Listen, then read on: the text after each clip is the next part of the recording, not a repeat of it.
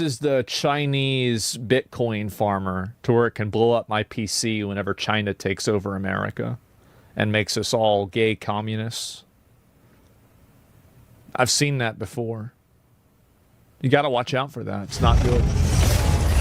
Start game. Yeah, whatever. Get this shit started. Let's go. Let's do it. Sign me in. Get me in this bitch. Let's go. What the fuck is this? Oh my god. Garrison under attack. Security breach. All relevant personnel proceed to the hangar. The drops for on? Yeah, they will deployment. be in a minute. It'll take a second. Enter. Oh shit, this is the game. Damn, alright. Alright, let me click it. Codename Asmongold. Let's do it. Okay, so, I don't want to be a fucking girl. Why the fuck would I want to be a girl? Where's the guy? Why the fuck would I want to be a girl? Oh, she's... this one's actually kind of hot. Jesus Christ. There's a lot of people playing this game, huh? Hostile units incoming. Oh, that's me. Prepare for combat. What's this new toy? Got a name? Name's Leviathan. He's a big striker, beefed up with extra armor. Oh. Code red. Code red. Damn.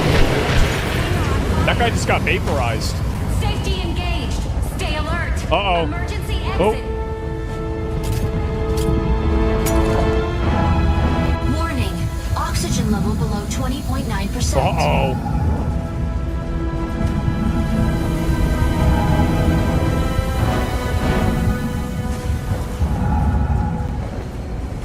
Warning. Oxygen level below 19.5%. Get in the mech. Fucking idiot. That's me. This thing utilizes the same interface as the pyrogenesis strikers. What the fuck is that?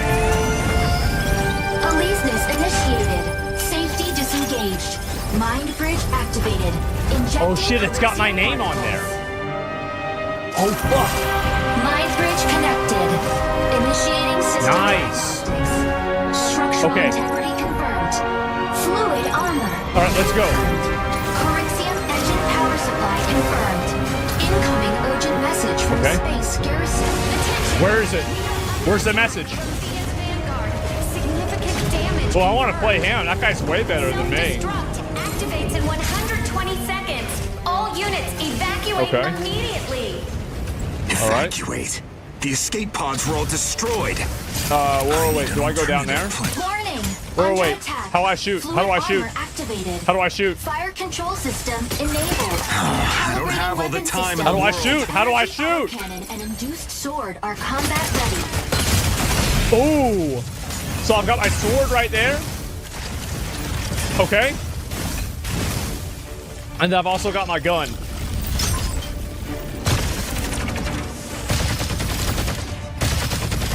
Okay.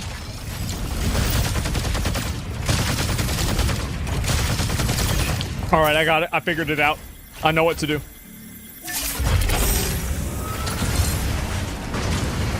Who's this guy? What are you doing? What are you doing? Whoa, get out of my life. Get out of my life. Come here. Come here, bitch. Oh. Get out of here. This place is about to collapse. There it is. I killed that bitch. Are they all dead now? Yeah, they are. Okay, let's go. Warning. Self-destruct initiates in 10 seconds. Oh, shit. That's Megatron. Release this. Initiate re-entry sequence. Initiating atmospheric re-entry sequence. Wait, oh, that's me. Assault from hostile Oh, colossal shit. strikers. Induced sword offline. Switch to energy autocannon. Okay, I'm gonna shoot him. Charge energy autocannon. Can I shoot him? Short range damage. Enemy targets detected. Adjust manually to lock. Okay. Fire control radar unstable. Kill him. Keep target Get his range. ass. Get his ass. Get his ass. Where's his ass? Will assist once a target is locked. What an idiot, bro. That guy's garbage. Evade incoming attack. Who the fuck is talking? Detected outside indicators active. Okay. That was easy. Pretty simple. Enemy target detected. Okay. he doing? What's he doing? What's he doing? What's he doing? I mean, how do I get around? How do I get around that? I mean, I'm not. There's no way I'm gonna get hit by that, right? I mean, there's a 0% chance. I'm a battle master. That doesn't happen. I'm popping off now. Oh, that's cool. System overheating. Oh shit. Rebooting system. Fluid armor depleted. Oh shit. Integrity at critical level. Oh, I'm almost dead. It's a little wear and tear. You're growing on me. I gotta get back in there. But listen to this music. Holy shit. Do I go through this? Oh, wait, I killed this guy. Integrity at threshold. Proceed to initiate Okay. armor and warning. Is there anybody else? No, they're dead. Threshold. Proceed to initiate armor Okay. and warning. 3? Armor integrity Oh. at threshold. Oh, I didn't read it. Proceed to initiate armor airdrop now. Yeah, I didn't read it. Enemy targets detected. Attack with energy autocannon. Energy auto.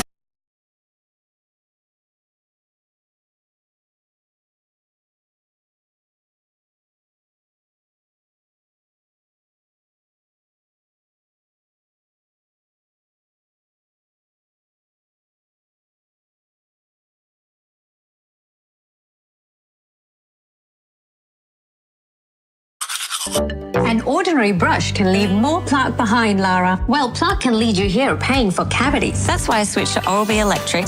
Its round brush head remove up to 100% more plaque. Don't let cavities make you pay. Close the gate, close the gate. Okay, phew, that was close. Let's get these +6 troops. Nice, I can get the shotgun upgrade next, but they... Welcome to Dark Ages, one of the world's first MMORPGs that once thrived on a player-run economy, player-run politics, and even in-game religions. That was 20 years ago, and every year since then, the population has slowly dropped. There's no logical, financial, or realistic reason to keep Dark Ages running. But the servers are still running, and for $9.95, I am now a registered player on Dark Ages for 30 days. 30 days to find out if anyone is still playing, and if so, why they're still playing. Okay, we're in, and I'm naked. Okay, looks like we're in some sort of tutorial to start. I'm going to teach you about combat. Be aware that combat is dangerous. Make friends about your same level and adventure in a group. All right, so the game encourages you to make friends. That may be a problem. Now, before I dropped the cheap price of $10 on this game, I looked on Reddit to see if anyone was talking about it, and there's basically nothing except a few posts mentioning how dead the game is. Not a great sign for finding anyone. So the website where you download this game is super old school, but I looked through it and saw a community tab. Oh, there's a list for guilds.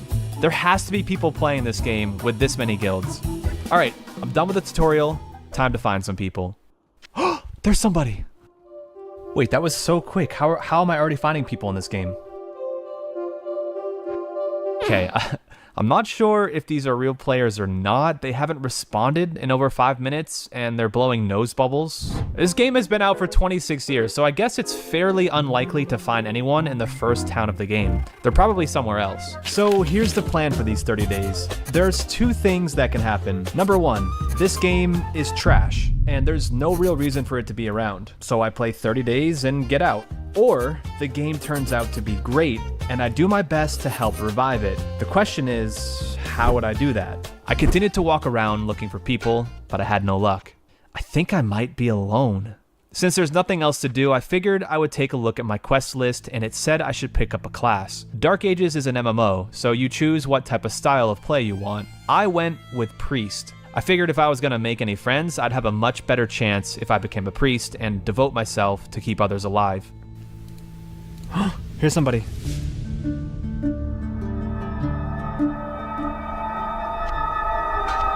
Hi, Hello, I'm a new player. welcome. Not many low levels these days. I think my questions must have been so obviously ignorant that it caught the attention of a different player nearby. Is that a real novice? She's confused how I even found this game. That's how you know this game is dead.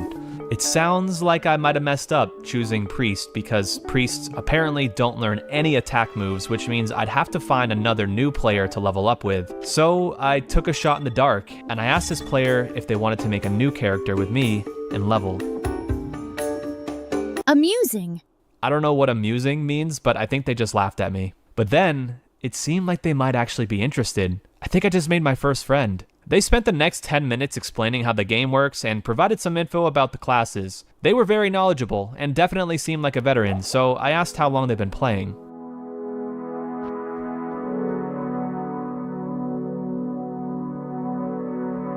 Suddenly, I'm in a group with this person on a fresh account they made. I guess the first goal of Dark Ages is to get level 6, so we got to slaying.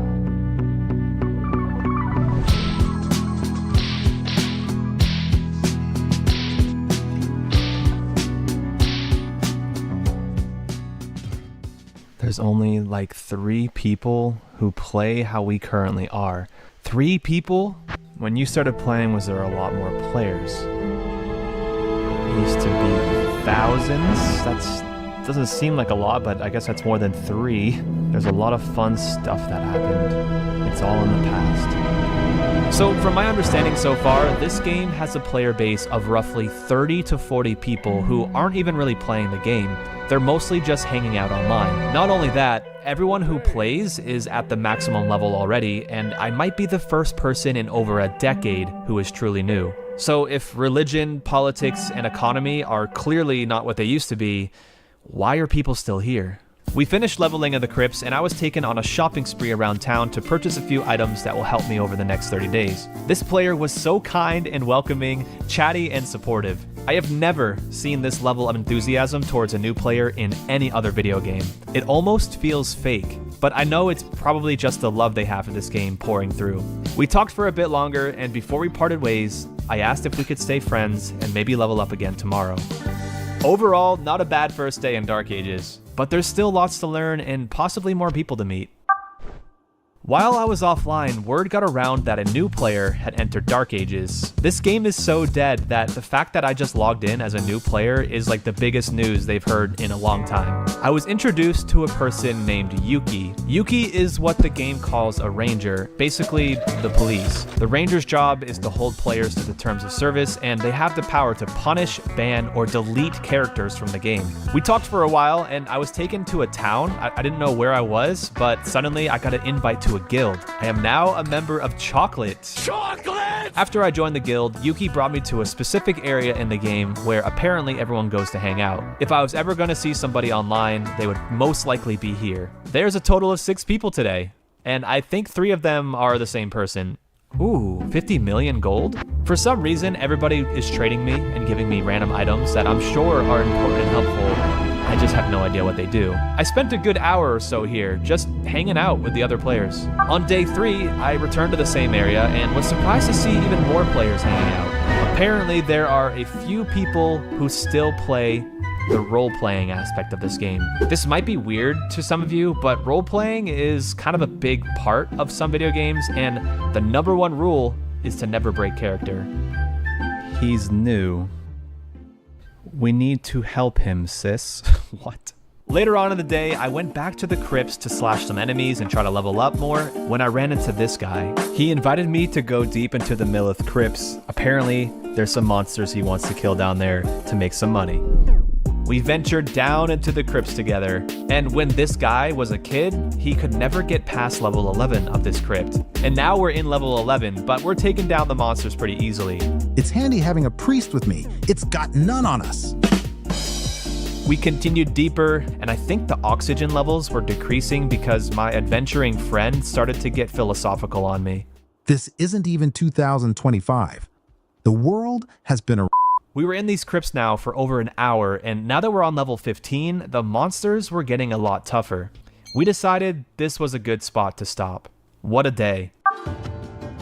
A couple of days ago, while talking to people in the hangout spot, I was told that getting the title of Master is a huge milestone for the account. My goal by the end of the 30 days is to reach Master level and throw a party just like they did in the old days. I've been instructed on how I can get Master, and there's a lot of training and steps to take, and they said it could be a few weeks, but that party will be worth it. By day 5, I had a routine where I would log in and head straight to the hangout spot. Anyone who is online is most likely in this spot, so it's nice to just head over here and talk to them for a few minutes. Since this game has been around for ages, one of our conversations led to the question of, who is the most well-known player? I asked this question as I remembered old school RuneScape and Zezima. I'm sure Dark Ages probably has a Zezima equivalent. Some famous players are still around for sure. Alright, it sounds like there are a few famous players around, and one called Biomagus. Yuki, the ranger we met on day 2, said Biomagus has her own statue. We took a long walk to a different town, and the statue slowly came into view. Yuki told me their story, the first people to ever master. I think it's so cool that this game puts statues in it as a memoir for the first 5 players to ever reach Master. Biomagus, the statue here on the left, was the first wizard to reach Master level and still plays to this day. And I guess she's online right now. However, she spends her time sitting in a quiet area of the game and chats with her old guildmates. Probably doesn't want to be disturbed. But one day I might get to meet her. Dark Ages is turning out to have a rich history and a lot more lore and story to it than I could have ever thought. I almost feel like I missed out on something by not having known about this game earlier on. I spent a lot of time with Yuki today, and she showed me some of her favorite spots in Dark Ages. I'll remind you that Yuki is a ranger who has powers a normal player can't have, which includes this jail. Now here is my favorite room, the jail. If I jail someone, they appear in here, and they cannot exit for a period of time. First jail is 24 hours, and it doubles up the more you get. Well, when's the last time you sent someone here? A couple weeks ago. I was expecting years. That means in 1 year, I sent 98 people into this room. It's kind of crazy to think she sent that many people to jail. The player base is not that large, so to send 98 people to jail in 1 year sounds like it could have ruined the entire player ecosystem. She then told me to make a new character because she has an even cooler power she wanted to show me. You are here because you have been charged with attempting to destroy the imagination that the Dark Ages team and players have painstakingly created. Yuki calls this place Super Jail. Apparently it trolls you a little and you're not even able to leave. Imagine playing this game for 20 years and Yuki sends you here, wiping the last 2 decades of progress in a single moment. Okay, in the beginning of the video, I mentioned 2 things that will happen in these 30 days. We're only 6 days in, and I am confirming right now, Dark Ages is a good game. So that means I am now devoted to bringing this game back to life. The mastering party is the only idea I have right now, but I've got to think of something else. This game deserves to have more players. We have reached 1 week on Dark Ages, and I am so happy to have met the people I've met. Everyone is so nice and welcoming, giving gifts and showing me around the world. If you remember, I mentioned that religion is a part of Dark Ages as well. There are a number of gods you can worship, all with different attributes. You can freely choose who you want to worship, but you do have to select just one of them. I chose to worship Glioka, the god of love and companionship. 2 things I feel I've strongly felt since signing up for this game. Cheesy, I know. In order to join a religion, a high priest from the church has to initiate you. Like, a real player from your specific religion must be online and help you join. A few Glioka followers helped me and it didn't take long to join, and now that I'm a part of it, the players decided we should hold mass. I was surprised to see so many people come from all corners of this game to join in mass. I learned that there's actually in-game benefits for showing up, like 15% damage buffs for 1 hour after you attend. You can also lose favor if you don't come to the statue and pray often, so that's probably another reason why people are showing up. A few words. We thank thee for the love and the privilege of receiving it, Mother who smiles upon us in our weakness and is always ready to help us and take us in the arms of love. In Glioka's name, Amen. Amen. Amen. Amen. I learned that eventually I could even have high enough status in the church to hold mass as a high priest. There's a whole system involved with that too, all player run. So far, we've made plenty of friends, joined a guild, learned about the history of Dark Ages, joined a church, and met a dude who doesn't believe in time. I'd say we've had a successful start to the game, and I'm starting to see why people choose to play even after all these years. But before the 30 days are over, I will become what they call a master. There's still a lot of work to do, and the next couple of days were spent doing that. On day number 9, I spent time in the dojo training my spells. On day 10, 11, 12, and 13, I was still in the dojo training spells. But on the end of day 13, things just got insane. The process required to get master is long and absurd, and even though I had help, I still had no idea what was going on. An example of what I mean. I was introduced to the craziest in-game system I have ever seen in a video game. First, you take these succubus hairs. Yes, you heard that right. You place them in this altar, which looks more like a hollowed out almond, and then you're supposed to kill yourself. You can kill yourself by walking in front of this dude, who for some reason hurts your character if you're nearby him. Great, now I'm in purgatory. But that's all intended because in this death zone, you walk aimlessly into a bunch of stones until you find the entrance to the lower level. Here, you can trade in your excess experience for HP and mana with the two god and devil things. Apparently, this is all required if I want to reach Master, and there is no way in hell I would have figured out any of this if I didn't have someone helping me. So yeah, this is just some of the things I've been doing over the last few days. I had a busy couple of days in real life, and there were still a few spells I had to train in the dojo, but by day 19, after spending a week training spells and doing some things that were probably honestly too boring to show you, we have made it to Master, or we're at least ready to become a Master. Back in the good old days of Dark Ages, it was customary that guilds would hold parties for people who reached Master rank. Wanting to bring back that tradition, I will also have a party. I've already sent out a letter to the guild with a time and a date. I must reveal the truth. What's happening? What is Never talking about? The Bindu you all think you know. In truth, he is a spy. A demon at that.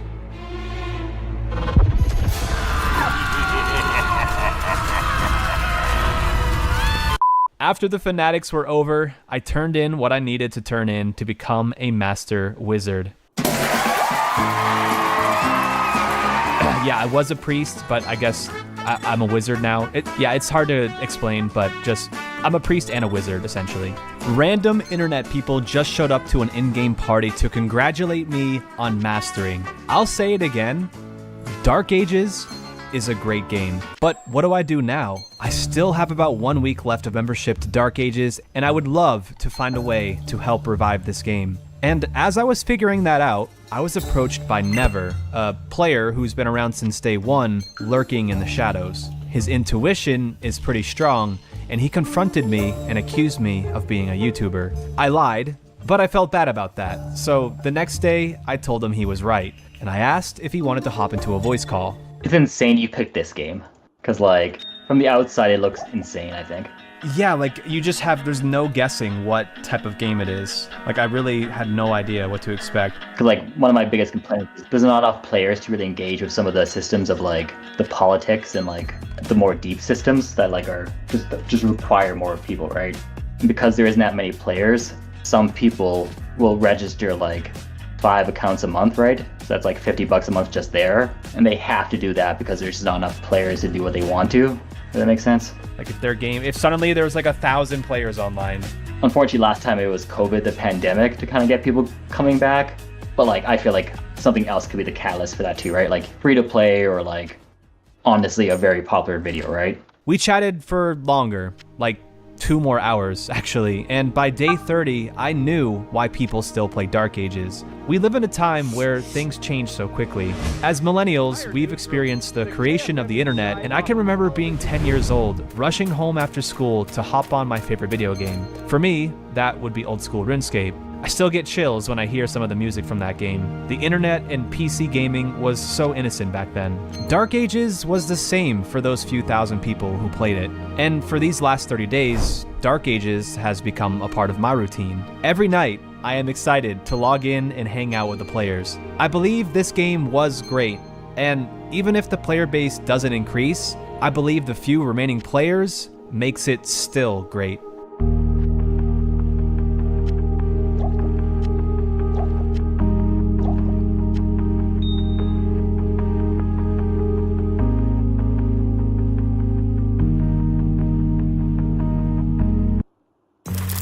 How I grew the family business myself using only QuickBooks Online! Ano ma?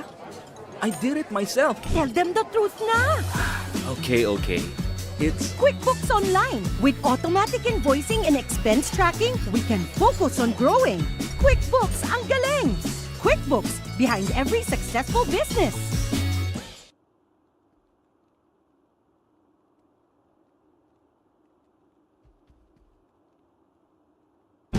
This is how you eat an Oreo.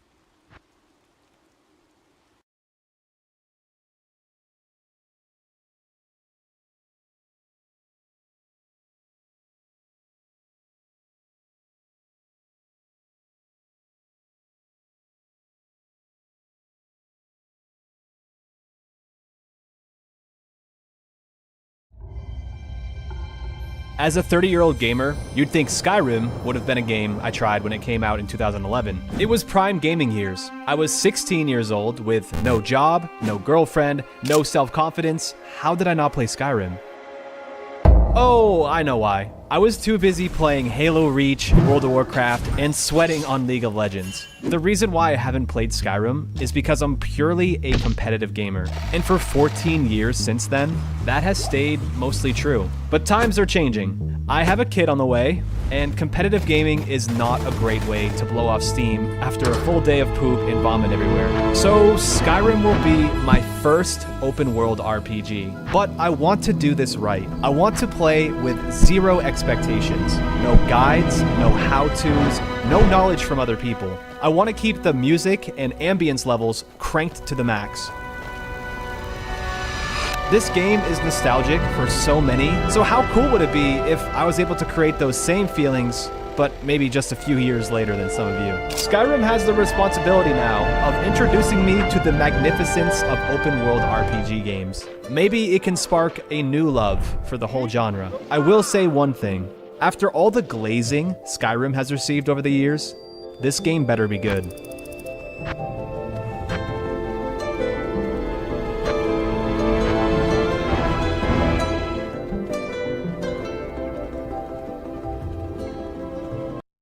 Don't raise dragons right off the bat. For new players, at the start of the game, don't rush to raise dragons. You might get a powerful dragon at the beginning, but early resources are limited, and raising dragons consumes a lot of resources, which will slow down your economic development. As the game progresses, the enemy's attack speed will gradually increase. The dragon's bonus will not be sufficient to support you and help you in the game. Therefore, I suggest new players start by building watchtowers. Your archers stationed in the watchtowers can shoot enemies from afar and stay safe on higher ground.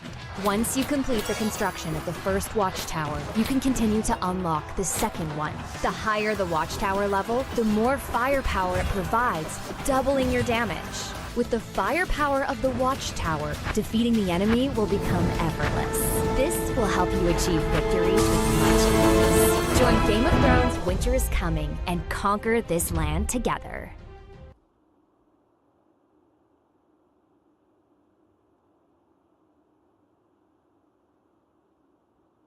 Need a professional logo for your business? I've used Turbo Logo Maker to create one for my startup. I'll show you how. First, go to Turbo Logo Maker. To start, I'm going to type in the name of my startup. It's for a barbershop we're opening. And I want our logo to build trust, so we'll make it blue.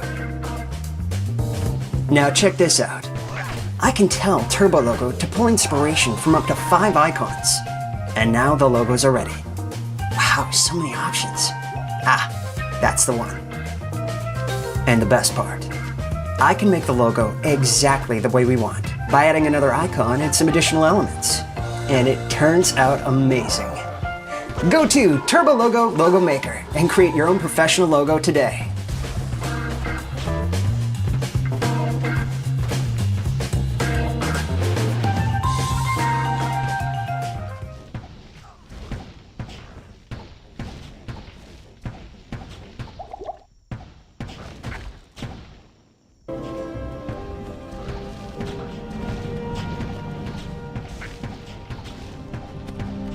Hey, you. You're finally awake. Wait, that would be a perfect scene for a meme of some kind. With any form of media, it's important for the creator to establish a relationship with whoever is engaging with it. In this case, the player must become familiar with the story, the environment, the processes in which you progress, and set the foundation of what's to come. This is important because, I'll be honest, I'm the type of person who reads the first chapter of a book, but never finishes it. As much as I've heard my friends rave about Skyrim, a part of me is worried that some aspect of Skyrim will turn me off from the game. I'll play for 1 hour, log off, and never try it again. There'd have to be a point early on that convinced me to stay. He's not forget them. A big risk I took was choosing to listen to all the dialogue I could. Normally, I'm the world record holder for skipping dialogue, but this time I wanted to try and understand the story, really immerse myself. Whoa. The risk, of course, being will I get bored and quit? All hell broke loose. And even though I was certain that I would survive because the game just started, a question came to mind. Are the dragons friendly or not friendly? In the cave, I was bombarded with different controls and began to test my surroundings. I noticed that there was plenty of room for exploring, and the game basically insisted that you do so. This kind of overwhelmed me. You know the feeling you get when cleaning your house? You start in the kitchen, but you notice some clothes on the couch. You grab the clothes and take them to the bedroom. Wait, the bed is messy. You clean your bed, but you realize you should probably clean those sheets. On your way to the washer and dryer, you see the shoes laying by the front door and dirt littering the tile. You know where I'm going with this. I was afraid Skyrim might do this to me. How many hours would I waste doing random side quests that I didn't need to do? Or would it even be a waste and those side quests were worth my time? Exiting the cave marked the first step of freedom. Survival mode looked to steal some of that freedom, so I opted out. And then I came across something that would influence the rest of my playthrough massively. These 3 stones felt like some sort of class choice beyond the race I chose in the beginning. Defaulting to mage most of the time, I thought it would be more impactful to select a path I rarely take. Rogue. Normally, I choose the most overpowered build, but it felt right to not worry about the combat at the moment and enjoy the game in a more casual way. Stealthiness seems like a great way to earn some extra money, a resource I'm sure will benefit me and might be a more engaging way to complete quests instead of steamrolling through everything with some crazy magic spells. It's been 20 minutes of playtime and I'm already appreciating the amount of work put into this game's environment. You could tell a lot of passion went into it. Some games released nowadays aren't able to look this good. I'm looking at you, Pokemon Scarlet. I genuinely was soaking this game in. Look how ridiculously obvious it is. I didn't even know I was doing this. There's my uncle. But the serenity of the moment disappeared as I forgot which buttons did what. Oh, that's not good. What did I just do? What do I do? Oh my god, the quest guy is trying to kill me now. Oh, this is bad. Whoops.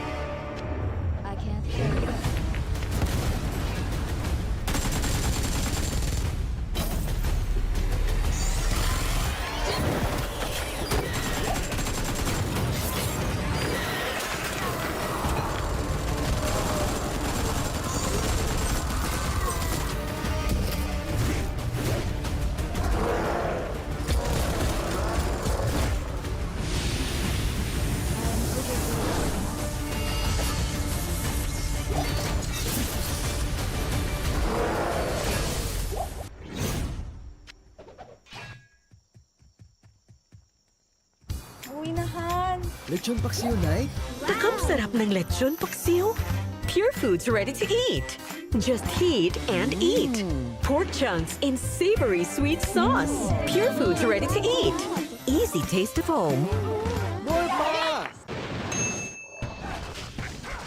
So far, I've done well to not get too sidetracked or fall in love with any of the beautiful locals. And still, my question remains. Are the dragons good or are the dragons bad? Jarl Balgruuf, that's really hard to say. He's pretty scared of them, but that doesn't mean they're evil. One thing is for sure, the dragons are in Skyrim, and that's not normal. Something I do now, but not when I was 16, is look up an optimal guide on what to level up to become the strongest. Since I want to do this as authentically as possible, I'm on my own to figure out what is strong. I scrolled through the constellation skill tree, working out what would be the most fun. I love the way this skill constellation thing is done, by the way. It's simple, yet complex. So since I chose the stealth stone earlier, I wanted to complement that, so I chose to spend my first precious point in lockpicking. I'm already going down the path of shadows, why not go all in? Now 45 minutes into the game, I'm in my second cave. I'm guessing lots of time will be spent in caves, and I'm not sure how I feel about this, because caves are boring. They're pretty linear so far, with too much junk to pick up. Like, I'm kind of hoarding everything, but you never know when you'll need a roll of paper.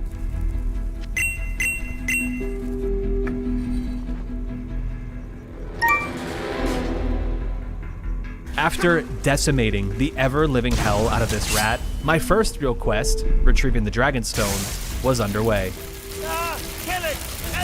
Now, this is where I had my first major hiccup in Skyrim. This damn door. It required a golden claw and to solve some sort of puzzle.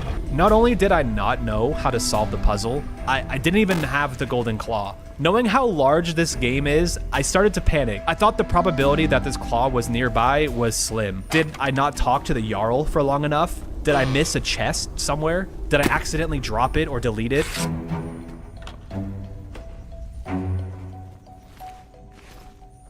Oh, there's a chest. This has to be it.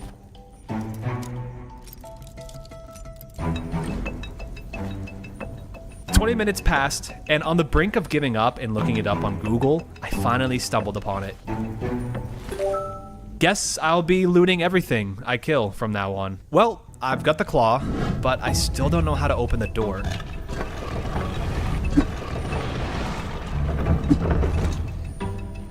Dude, I've been brute forcing this.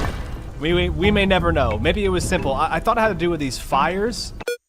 A bit further on, I was greeted by the first word of Power Stone. The Nordic chants drew me in, delivering the knowledge needed to shout. I'm supposed to yell at people like some sort of dragon. Okay, I could get on board with that, I guess. I thought Skyrim was a purely medieval game with basic weapons and armor, but it's turning out that there may be more to this game than I originally thought. Feeling slightly more powerful, the Jarl sensed my confidence and requested I go and take care of a dragon. I want you to go with Irileth and help her fight this dragon. Seems like a death wish, but what could possibly go wrong? On my way to the dragon, I broke and entered a local house. Are you guys noticing? I'm beginning to get sidetracked. Through the first few hours of gameplay, I noticed that some books, when read, grant you a skill up in whatever the book is about. This one was called Thief of Virtue. Though I didn't get a level up in sneaking or lockpicking, something else leveled up. In my pants. I'm not sure if anyone has read this before, but it's a steamy one. Now, about 2 hours ago, I nearly got devoured by a dragon, and now I'm supposed to fight one head on. I don't know if I'm doing something wrong, but I feel pretty weak at the moment. Luckily, with the help of some NPCs, the dragon slammed the ground, and the dragon's soul became mine. Again, I heard those Nordic chants, and it's becoming evident that I'm not going to be simply swinging axes and shooting fire from my hands. Something else is going on, and I needed to find some answers. So it's true. The Greybeards really were summoning you. Masters of the Way of the Voice. They live in seclusion high on the slopes of the throat of the world. You mean your mom?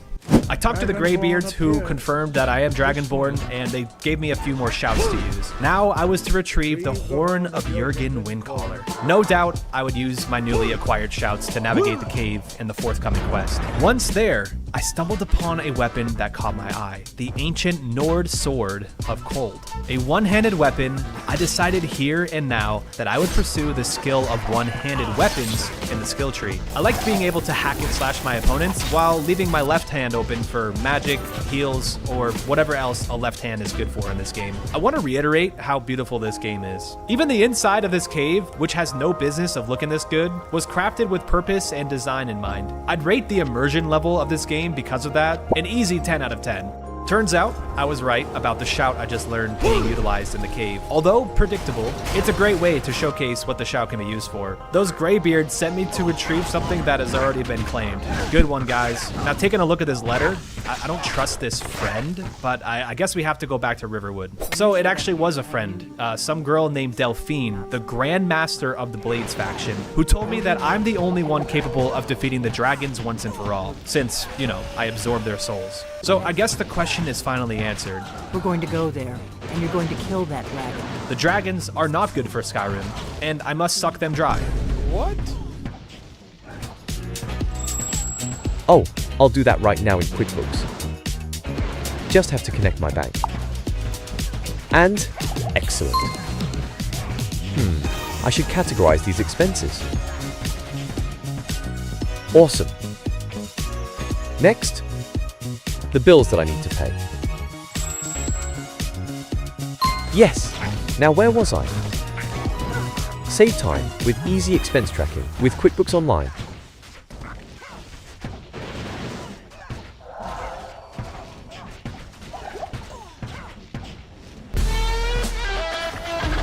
Pagod ka na bang matalo dahil sa lag sa Call of Duty?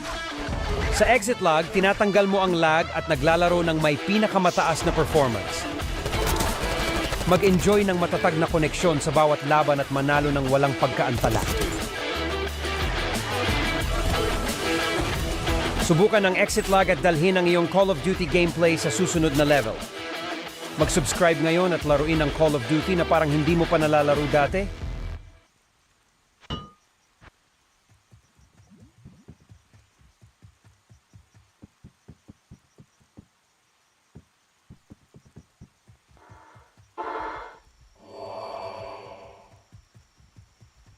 I can say that this is the point where I actually became hooked. My imagination ran as I guessed what shouts I'd harness as the game progressed. I imagined how strong I'd be once I maxed out my one-handed talent tree. Who knows, maybe I could even become a thief of virtue myself. Yes, Skyrim has a lot to offer and has done a great job building up the story and granting me the freedom to choose how I experience it. I'm tripping. I smoked too much duh. Does that mean I can Fusro Da this place? At the dragon burial site, some dragon named Alduin spit out some dragon gibberish.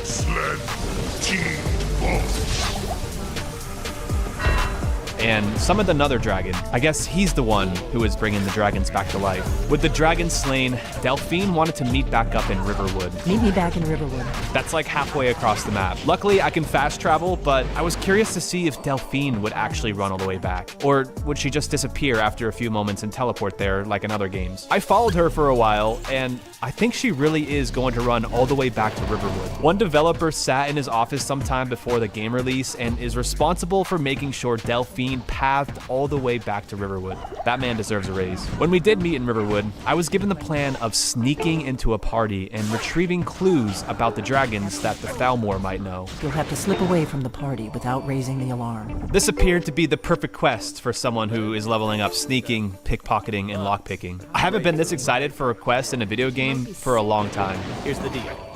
I can smuggle some equipment into the embassy here. If you actually want to get out alive, I'd bring whatever you need to move quietly and kill quickly. Late. Well, on this little soiree. And arriving by carriage, no less. I salute you, sir. Order. Welcome back, sir. Please proceed into the embassy. You made it in. Good. As soon as you distract the guards, I'll open the store. Get you underway. Let's hope we both live through this day. Need to figure out, I guess, a way to create a distraction? Nope. Nope. No. Nope. Not here. Nope. It has to be something to do with his mead. Oh yeah, there was an alcoholic I met outside. He's sitting right here, kind of staring at me.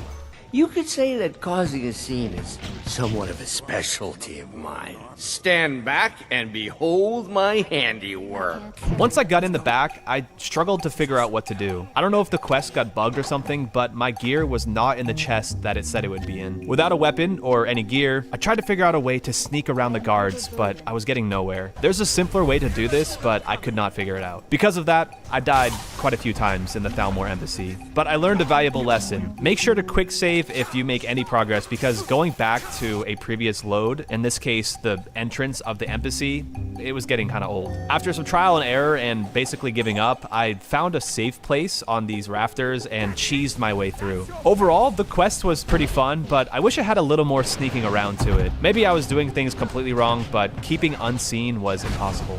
Instead of continuing with the main quest, I diverted a little and completed a quick side quest. I was rewarded with a few spell tomes. One with the ability to detect life through walls. How cool is that? In real life, you could use that power to see if anyone is in the stall you want to use. No more awkward knocking.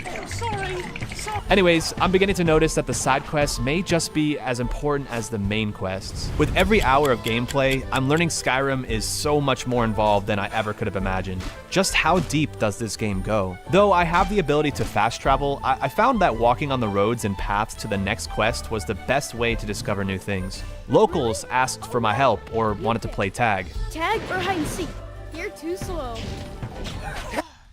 Not knowing what's going on in my business, that's what keeps me up at night. The fact that we run on Monday.com and that it takes our day-to-day and automatically turns it into graphs and charts, it's visual, it's crystal clear, it was a real game changer for us. We don't have to manually enter endless data or stare at cryptic numbers on spreadsheets. The Monday.com dashboards just deliver constant, real-time insights. And those insights turn into actions, which turns into growth. It's that simple.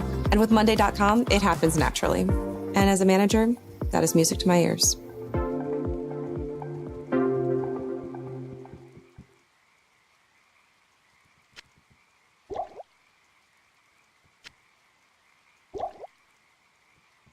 Hey, what's up? Are you sleep deprived? Try the Narcolepsy Challenge on Ascension Custom WoW, One Life Hardcore mode. You have a fatigue bar because you were out all night trying to recapture your lost youth, and now you're really, really tired because you're an adult in your mid-30s. It drains you when you move because you'd rather be at home asleep. Can you level up when you're this tired? I don't know, but you may as well try. If your fatigue bar hits 0, you fall asleep and never wake up. I've been informed that that's called dying. But if you make it to level cap, you get big endgame loot so you can jump right into dungeons and raids. Makes the all-nighter worth it, right? Wrong. Step into rested areas like inns to take a small nap, you fucking grandpa. Refresh your fatigue bar before adventuring again. Experience what it's like to be an adult with a 9 to 5. Try the hardcore Narcolepsy Challenge on Ascension Custom WoW.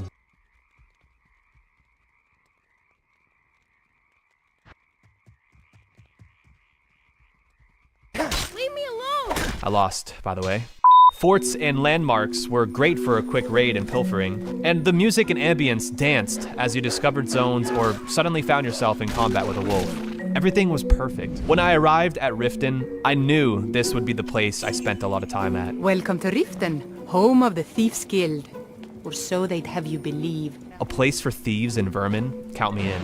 Brynjolf, a member of the Thieves Guild who I met 2 minutes ago, commanded that I steal something to prove I'm worth his time. You're going to have to sneak over to Medesi's stall and use your lockpick on the strongbox. I failed, but he accepted me anyway. Even though you fouled up the job, I still think you've got the spark I'm looking for.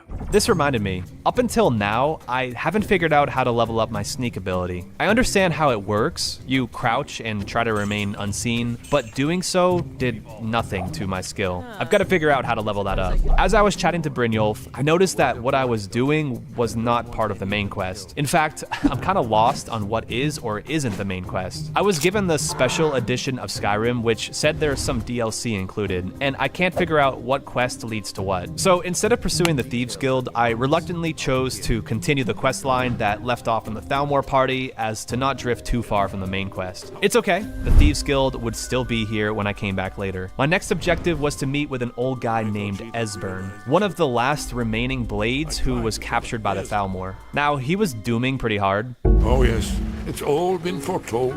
The end has begun. Unless there's a Dragonborn in the picture, which turned out to be the biggest switch up of the year once he learned this. You can see the depression melt away in real time. What? You are... Can it really be true? Then there is hope. The gods have not abandoned us. We must go quickly now. Now, this is where I truly lost myself on my playthrough. Through aimless wander, I bumped into the quest that takes you to Solstheim, where I was to learn more about a guy named Mirak, someone the locals were obviously covering up for. Mirak, I'm not sure. From my understanding now, Solstheim stuff is DLC. I think dealing with Alduin is the main quest, but this Solstheim place felt important too. Genuinely intrigued by who Mirak is and why this place felt so dreary, I trudged onward. In order to learn more about Mirak, I'd have to visit his temple. This temple, plagued by Mirak himself, was another impressive section of the game. The unsettling ambient drones, the clacking noise of the hammers in the distance, the NPC's murmurs of nonsense, all added to the uneasy feeling. Freya, the daughter of the shamans whose town resided not far from the temple, confirmed my suspicions. Something has taken control of most of the people of Solstheim. The NPCs were under some type of spell. It was here where Freya told me the story of Mirak. A servant to dragons of the past, he turned on them as he sought power to take over Solstheim. His betrayal cost him his life, at least part of it, but before I could learn more, some cultists interrupted the conversation with fire. Below the temple and its heart, I learned a new shout, Dragon Aspect. I'll admit it again, I don't know what I'm doing, but I found this shout useless. I swear my punches healed my enemies. and apparently it's only usable once a day. My arms looked cool, but my damage did not. The Gatekeeper and his army of Draugr murdered me several times until I finally abandoned the dragon aspect shout entirely and started using my flame Atronach. He was able to steal some aggro from the Gatekeeper as I stabbed him in the back. I looted the dead zombie guys and entered the final pathway to the core of the temple. Inside stood a black book. Damn, does this thing look cursed. I was teleported to an alternate universe, and wow, this game keeps surprising me. This is not an ordinary RPG game. We're dealing with alternate universes, special dragon powers, and a rich and deep story. Here, I met Mirak, a dragonborn like me. This Mirak guy complimented my talents as a dragonborn. You have done little beyond killing a few dragons. And said we'd meet later on, and basically blew me off. I love this type of story, by the way. You're apparently one of a kind, Dragonborn, capable of saving Skyrim by defeating the dragons.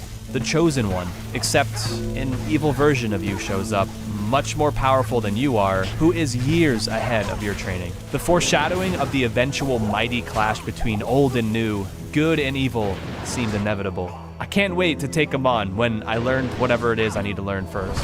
So great, all I have to do is find more Nordic Dragonborn shouts and absorb as many Dragon Souls as possible.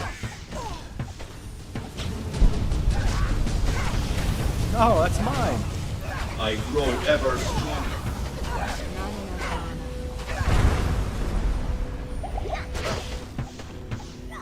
God damn it.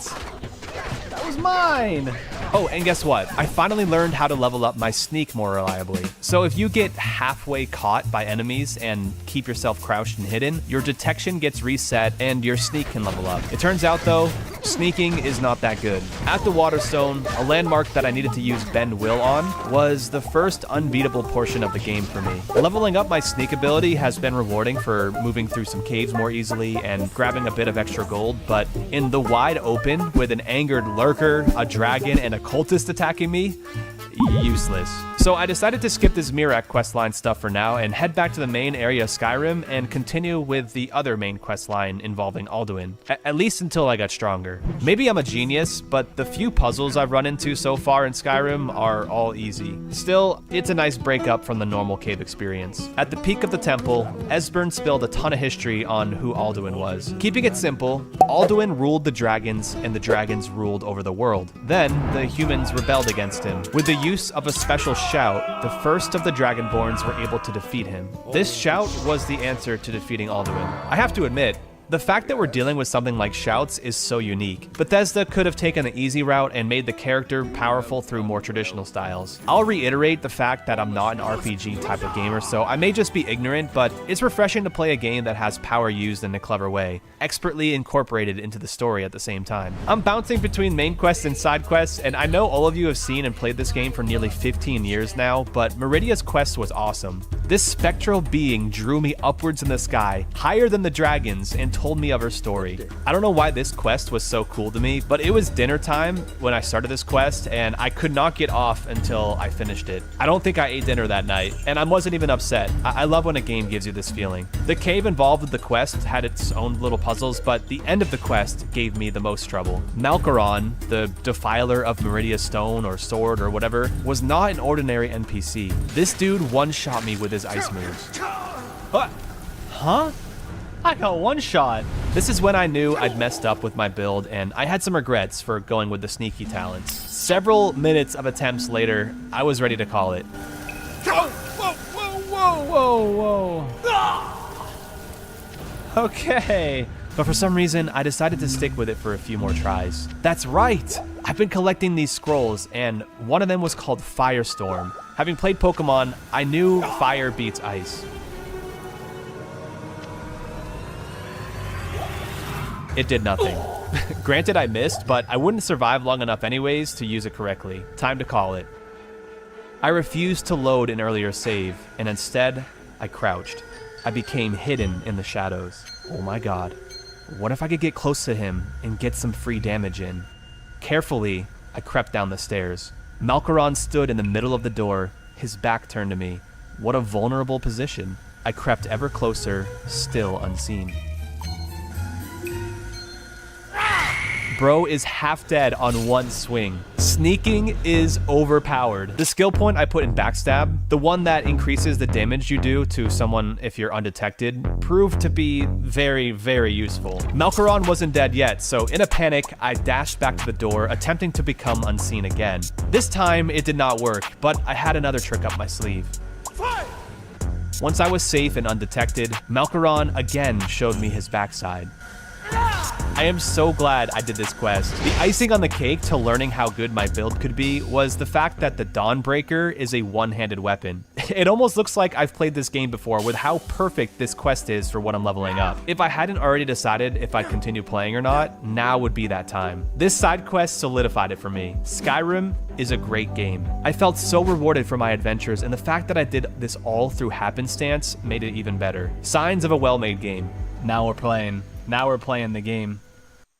I've been playing this game during all my meals recently. Check it out. I mean, look at how cool this game is. Come on, let's get all these guys down. Every single one of these little jars that we break is going to give us another player, so we need to keep focusing on that. But we can upgrade our players if we get this jar on the left. Okay, come on, keep going, increase our players. Oh yeah, we just added like 6 more guys. Upgraded our guys. There's a boss coming on in, so we're going to need to get this guy out of this jar quickly. Oh my god, we're not going to get it in time. Please, please, please, please. Oh, we just lost 3 of them, but we're still good. Come on, dude. Running through these enemies right now. There's another boss coming up. Hopefully we can get this in time. Nope, that just cleared out half of our guys.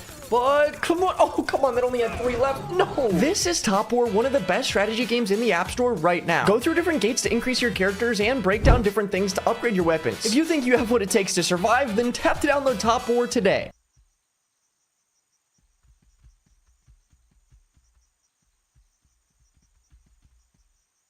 Magnetic appeal, strong immunity, peak confidence.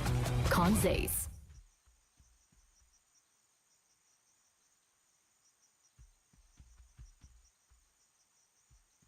Our hero claims a warrior's heart. I tell you, the Dragonborn comes with the voice-wielding power of the ancient Nord art.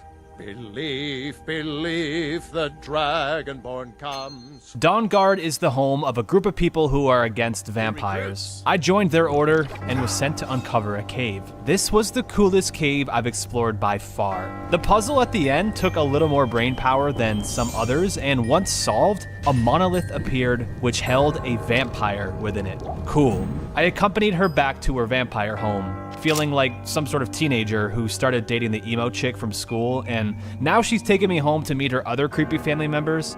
I was down with it. Volkahar Keep housed Skyrim's vampires. Welcoming place. I made a decision here that I'd later regret. Through his impressive display, Lord Harkin convinced me to adopt a new power. Intimidated, while also wanting to have better chances with his daughter, I became a vampire. Skyrim is crazy. Like, I was so wrong thinking that this game was another medieval RPG. I thought I would be spending time at a house in town, smithing swords and claiming land.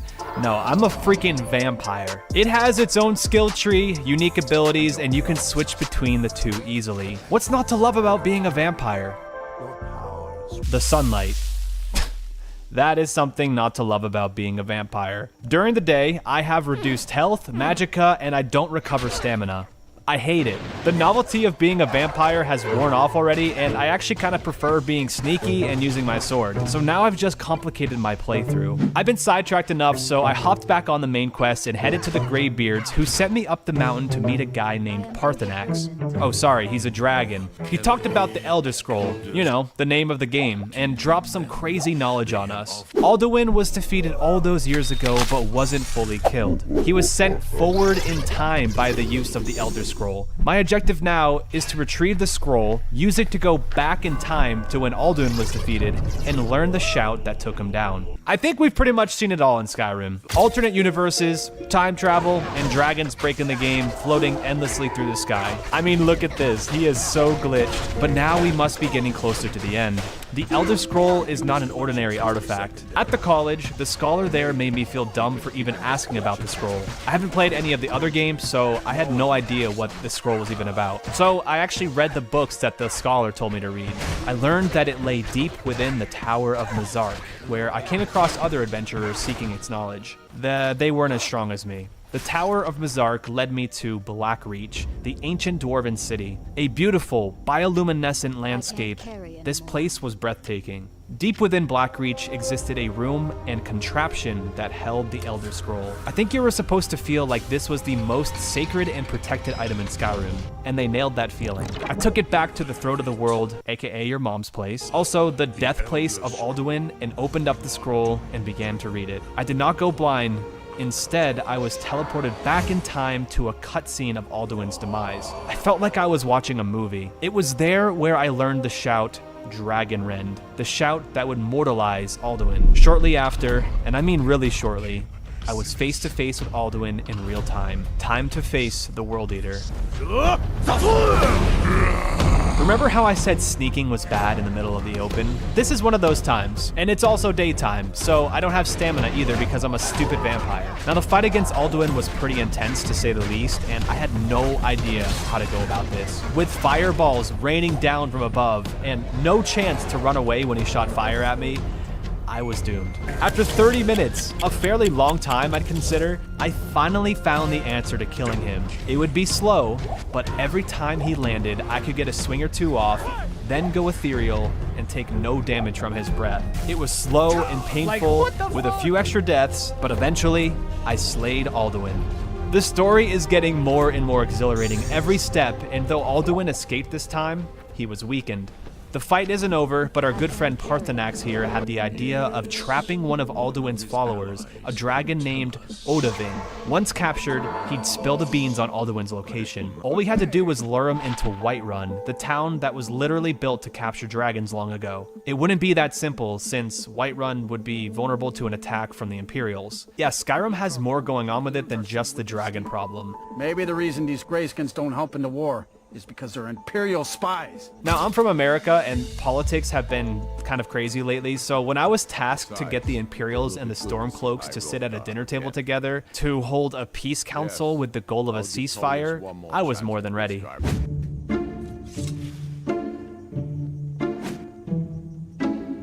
Anyone else gonna sit? Really? Now that everyone is here, please take your seats. Yeah, please. So we can begin. To think that I would sit down at the same table with that Thalmor bitch. Ooh. Either she walks or I do. As you can see, tensions are pretty high in Skyrim at the moment. Think of it as the Democrats on the left side of the table and the Republicans on the right. The Republicans just want to worship Talos, I guess some man who ascended into godhood. I don't really know. And the Imperials belong to the Empire and want all of Skyrim to follow its rules. It's all convoluted, and this dinner made things even more confusing for me. My participation at the dinner was, I guess, to help negotiate the deals of the peace treaty. I have no business negotiating the deals of the peace treaty. I'd like to hear what you think Markarth is worth. I don't even know what Markarth is, I gotta be honest. I did make sure that the Imperials did not get Riften from the Stormcloaks because I like Riften. It's possible I negotiated the worst terms possible, but it seemed the ceasefire would be upheld by both sides and we could get back to trapping Odahviing in Whiterun.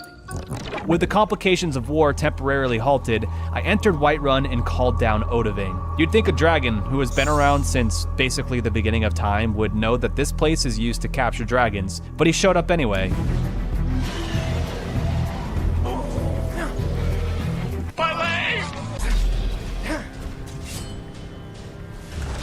Woo! We got him, dumbass. Odahviing folded quickly and told us everything. A world-class betrayal. But I guess ever since I almost ended Alduin, word got around and the dragon's loyalty towards Alduin was beginning to waver. A couple of lines of dialogue later, and Odahviing and I were flying together to Skuldafn, an ancient Nordic temple that houses the only known portal to Sovngarde. Combined with my new powerful shouts, my one-handed prowess, and low stamina vampiric powers, which I've never used, the time has come to end Alduin once and for... Working my way through Skuldafn was great. I found some dope leather boots from this dragon, which increased my sneaking by 20%. Then the skeletons trapped me between some rocks and took turns poking at me until my death. But then I met my worst nightmare once again. The claw doors. Since I brute forced my way through them last time, I still have no idea how they work. And just like last time, I don't have the stupid claw in my inventory. I walked back through the whole cave yet again, but unlike last time, there was no claw on the previous enemies I killed. Thank goodness I was in Discord with my friend, because without him, I don't know how much time I would have wasted. Look at the key. Look at it in your inventory. Inspect it. There you go. At the top of Skulldolphin, I found the portal to Sovngarde. Entering Sovngarde, my emotions shifted to a solemn feeling. Surely this was the pinnacle of the questline. I just entered the zone of the dignified dead, where the mighty fallen go and spend eternity. I knew once I completed this, it's likely I was through my Dragonborn adventures. That bittersweet feeling was amplified by the special Nordic chants that pounded in my ears.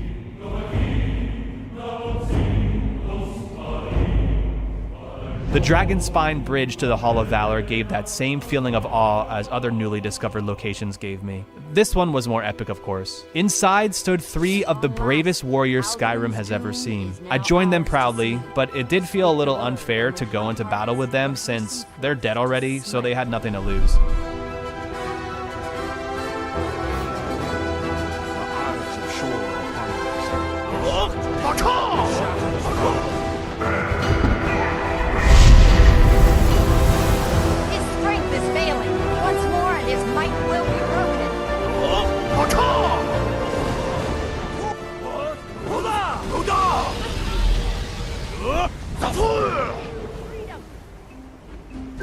Now, what I'm about to say may be a hot take, but the finale of this quest did not live up to the build-up. First, Gormlaith's Fus Roda killed the mood with how lame it sounded. Roda! I don't know, maybe I'm just being a little picky, but hearing her shout actually took something away from the battle. And then Alduin just kind of stood there. I slashed my sword around and his health dwindled. I thought he'd have some sort of last stand, some final effort that I'd have to work past with some more shouts or puzzles. But instead, he did nothing until he died. The explosion was kind of cool, but in an instant, it was all over. A quiet peace swept over Sovngarde as soon the gatekeeper of the Hall of Valor sung my praises. I don't know, it felt a little too quick and a little too easy, even for me with my terrible build. The quietness was loud. I felt I should have done more leading up to this moment. Maybe completed more side quests, mastered more skills, or explored more. The feeling was the feeling you get when you finish a good series and you know there's nothing else to see. I could have ended my playthrough here, but I didn't want it to end. I wanted more.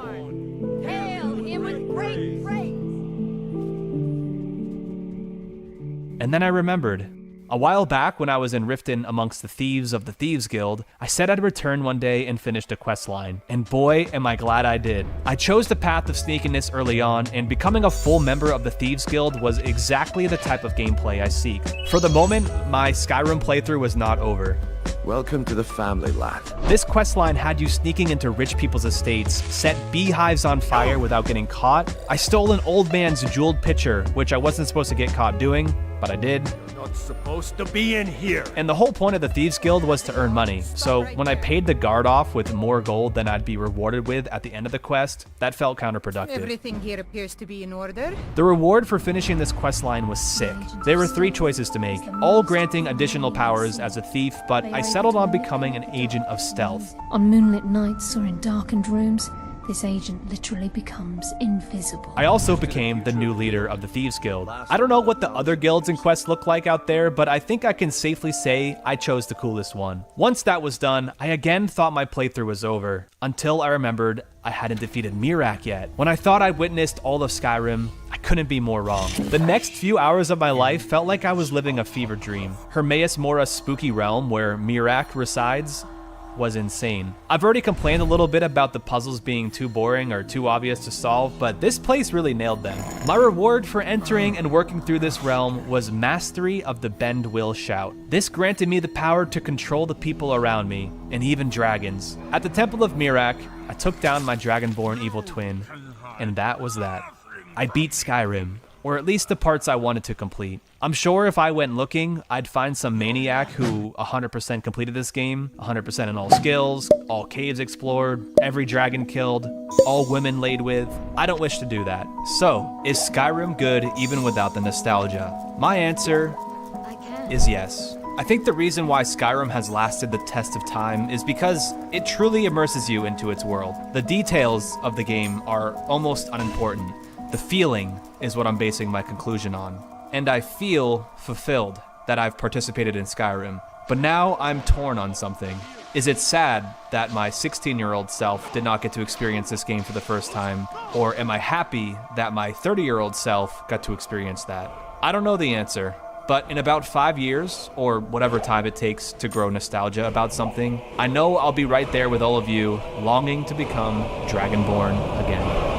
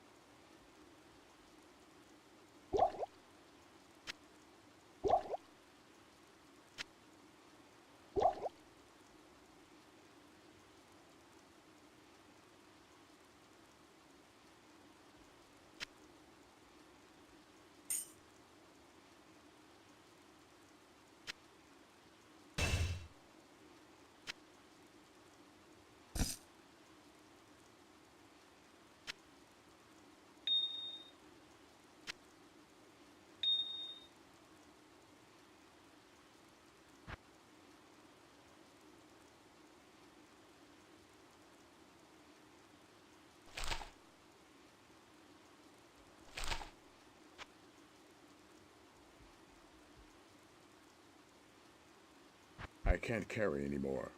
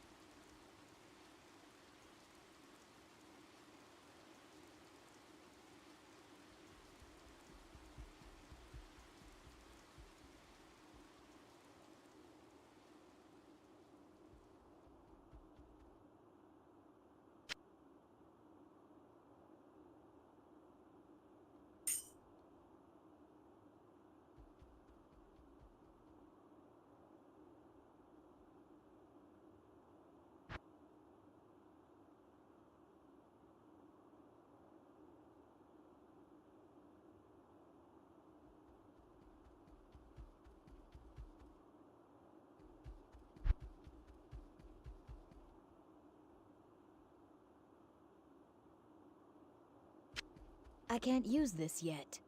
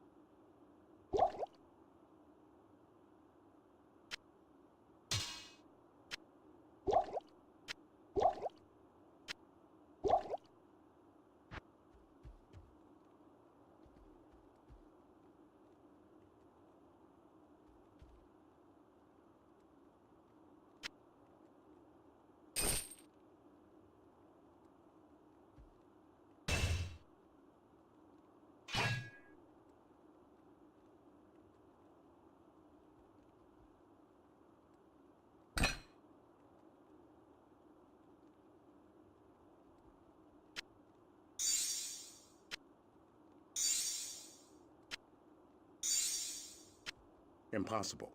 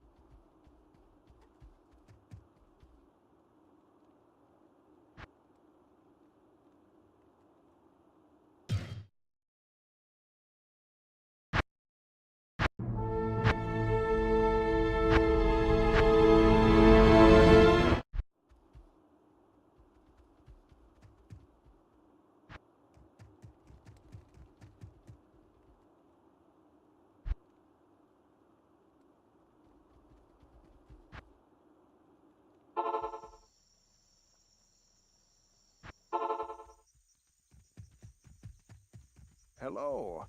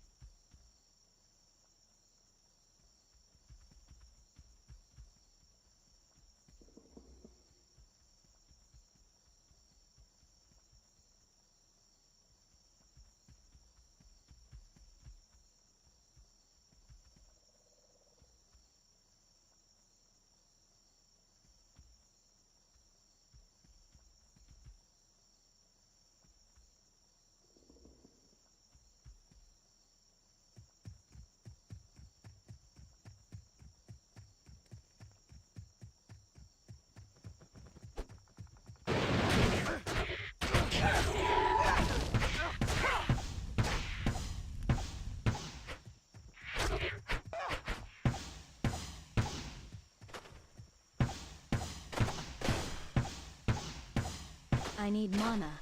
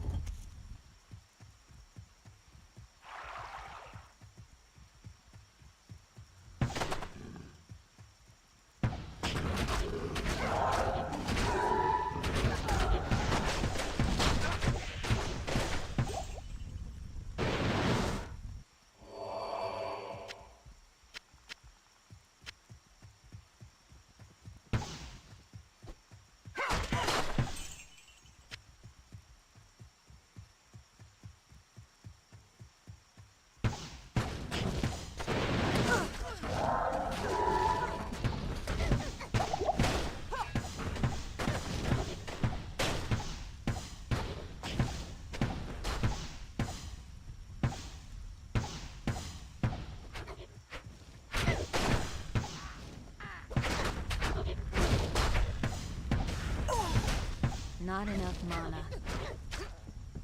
I need mana.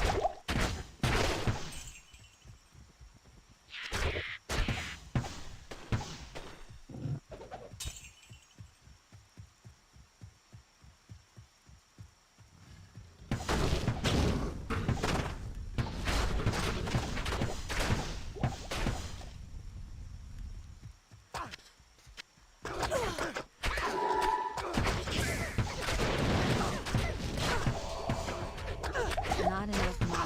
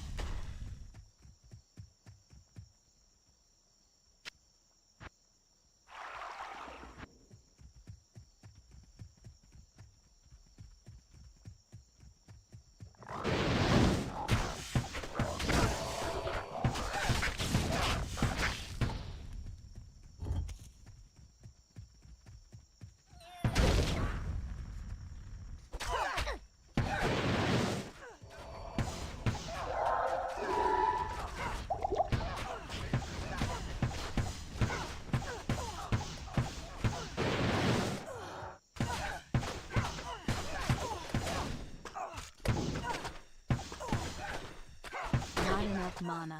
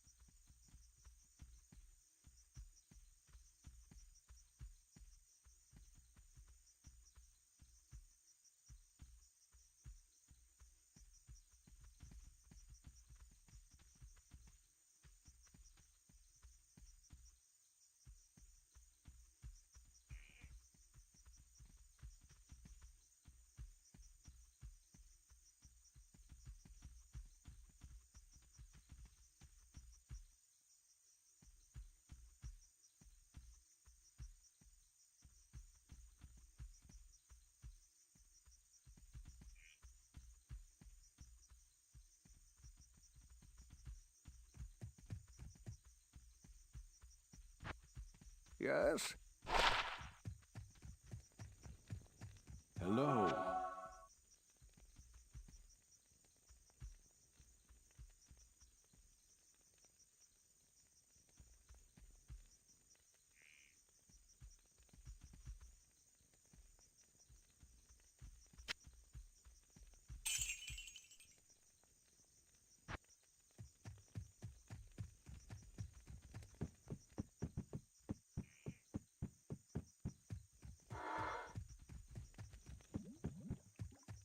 Yes?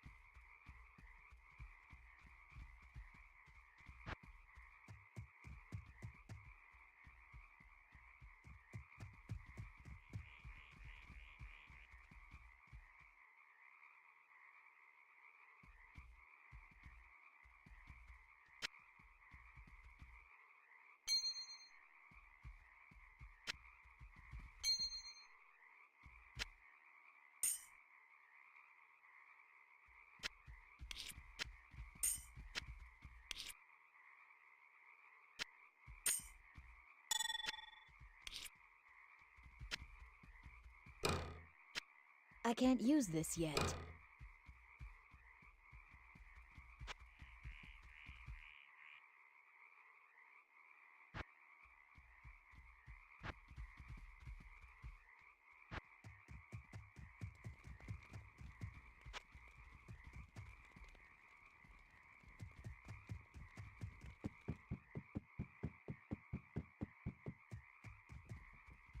Now that fewer of the Iron Wolves are needed to guard the dockside, some of them have volunteered to accompany you free of charge.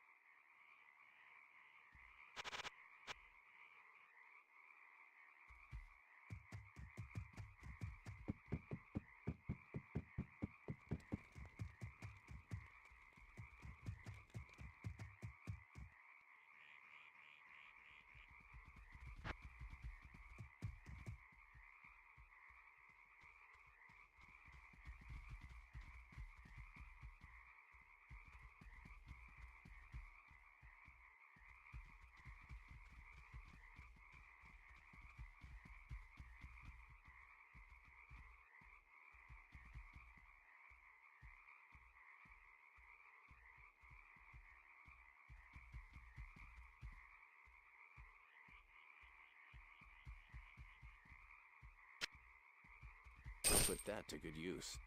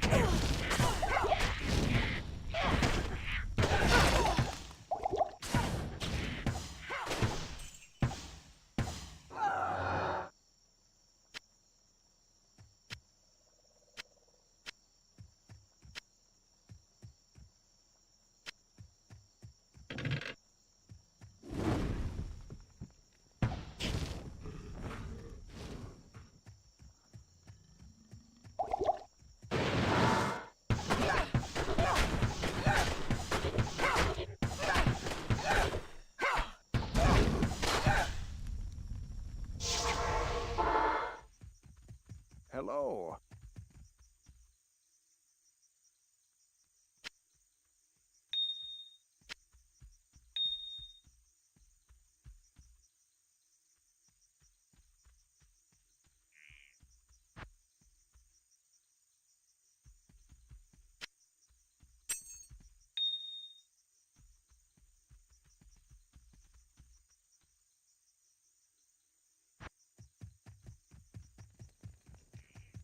Greetings.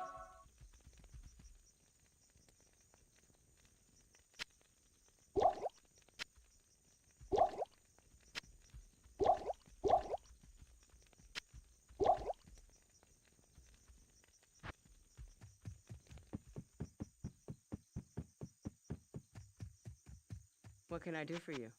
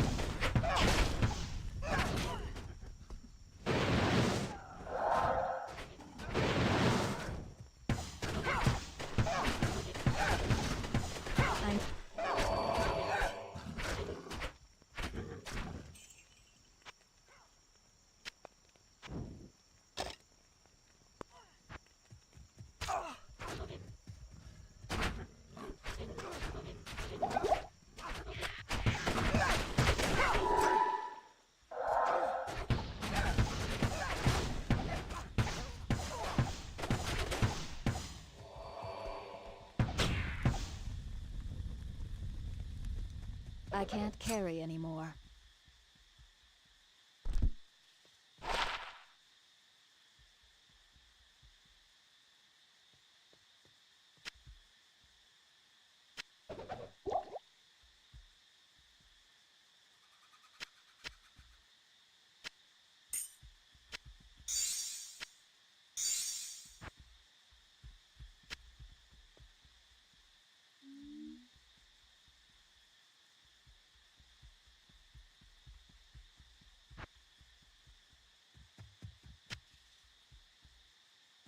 I am overburdened.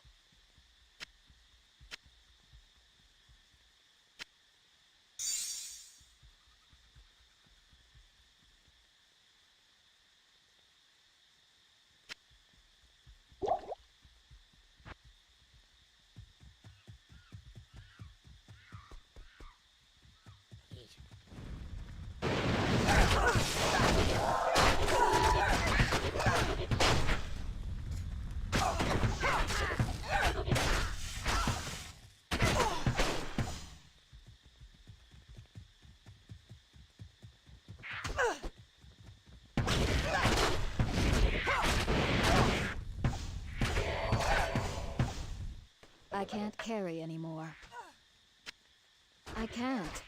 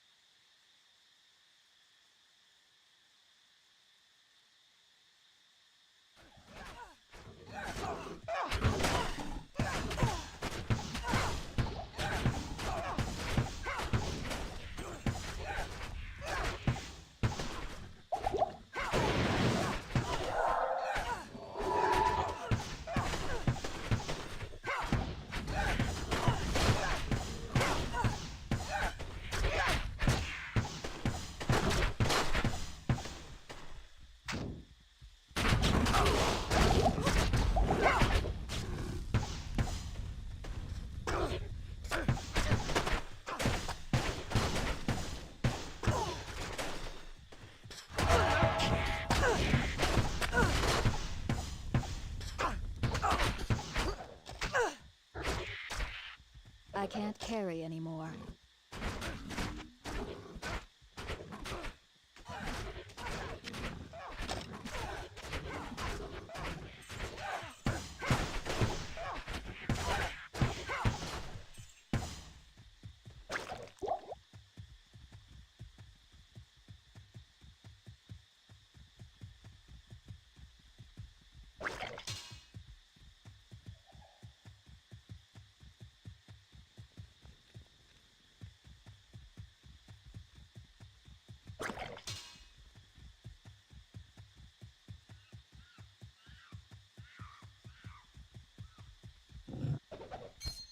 I am overburdened. Impossible.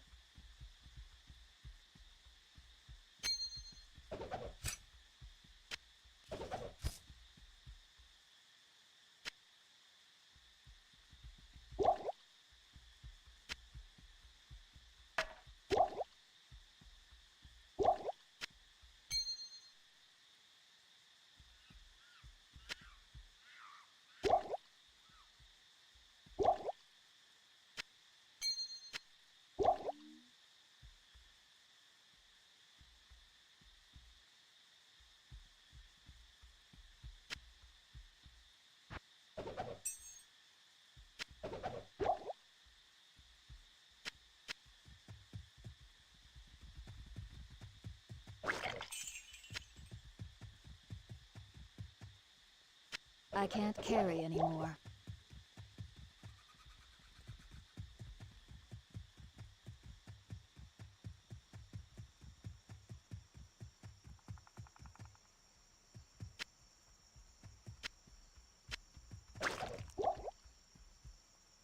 I am overburdened. I can't carry anymore.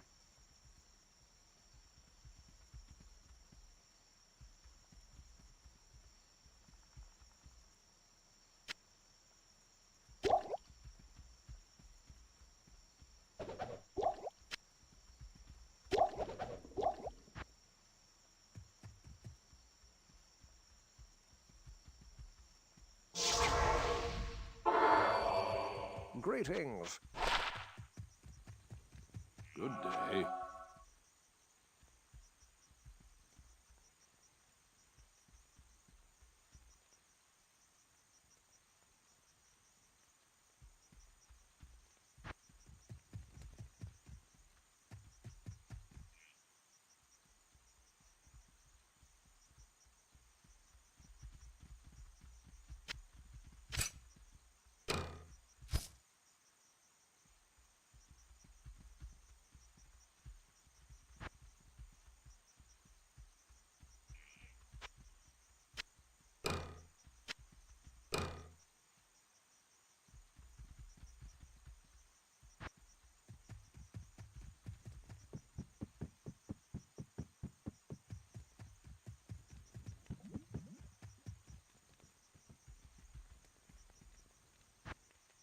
Greetings.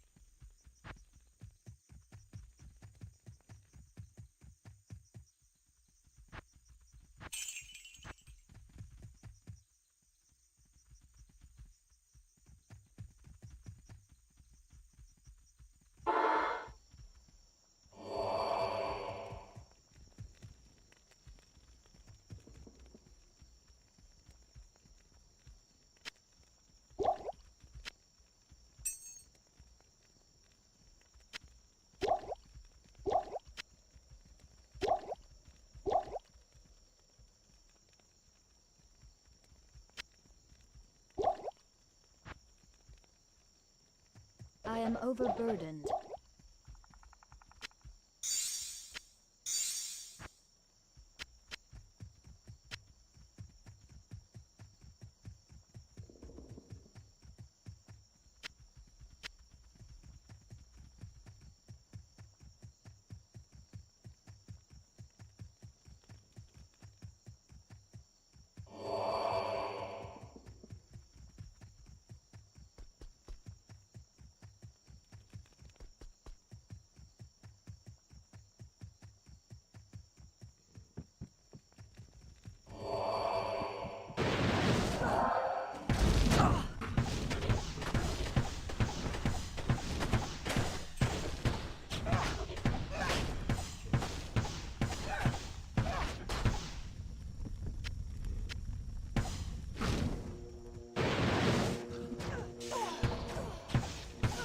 I need...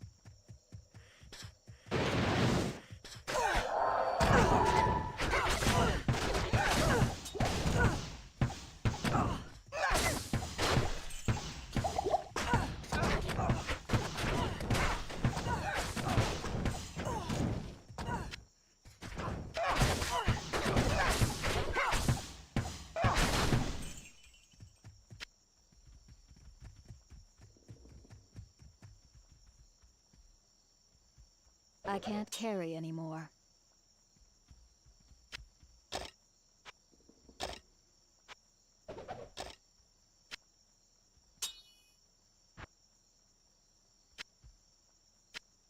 I am overburdened.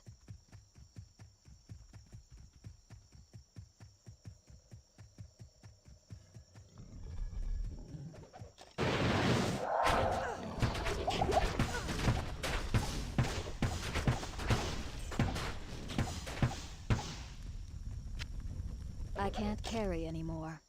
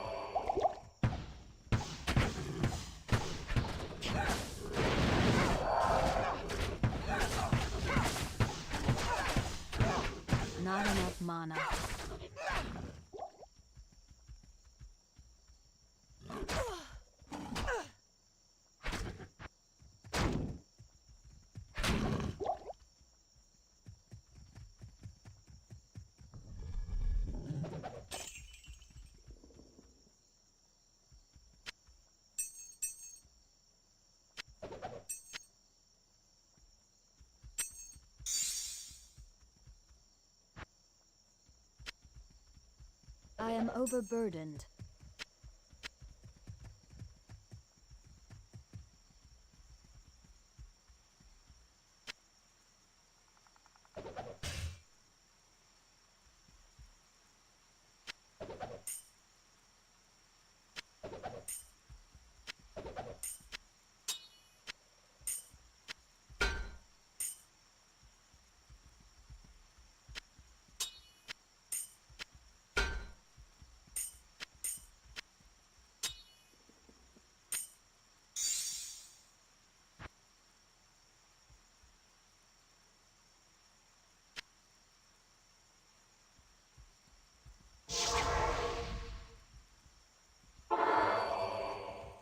Good day.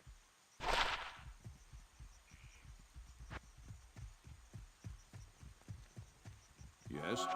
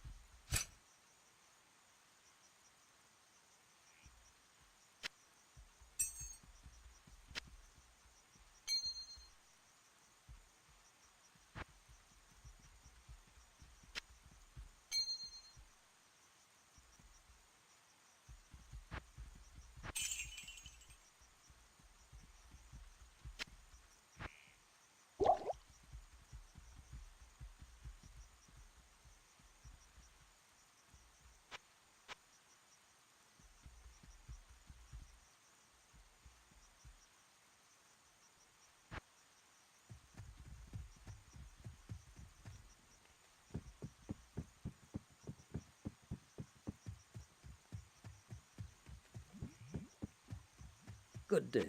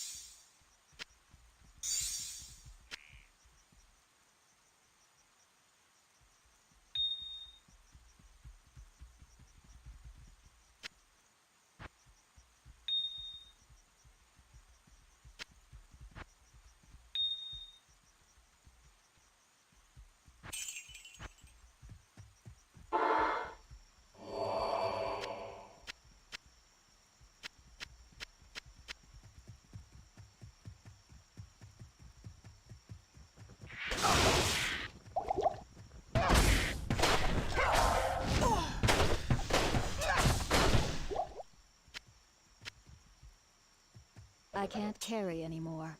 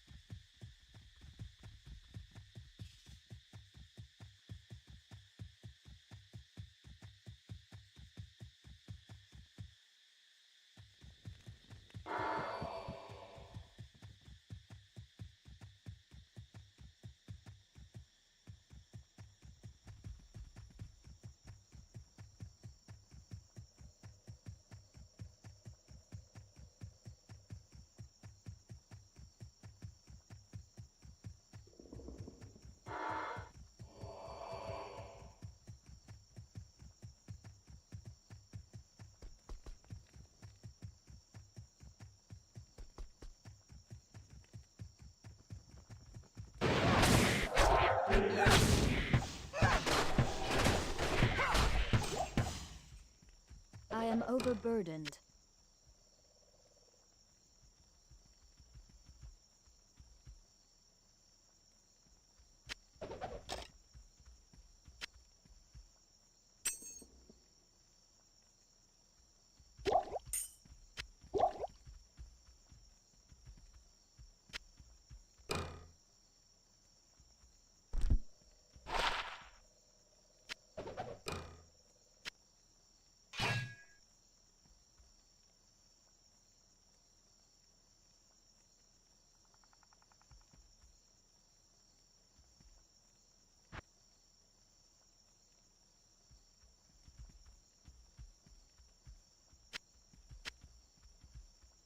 I can't carry anymore.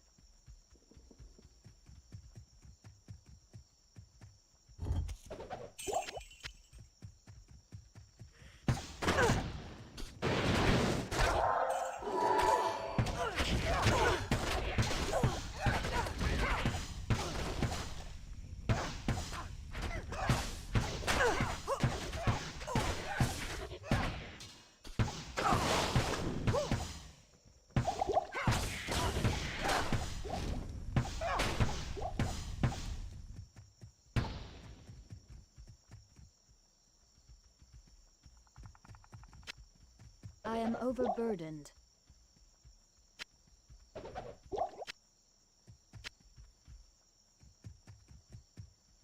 I can't carry anymore.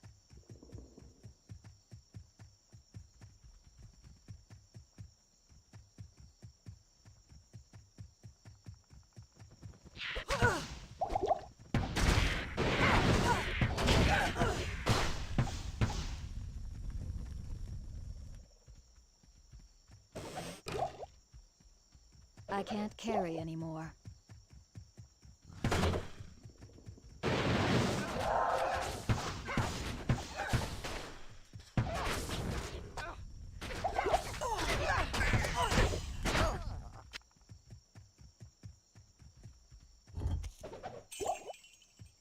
I am overburdened.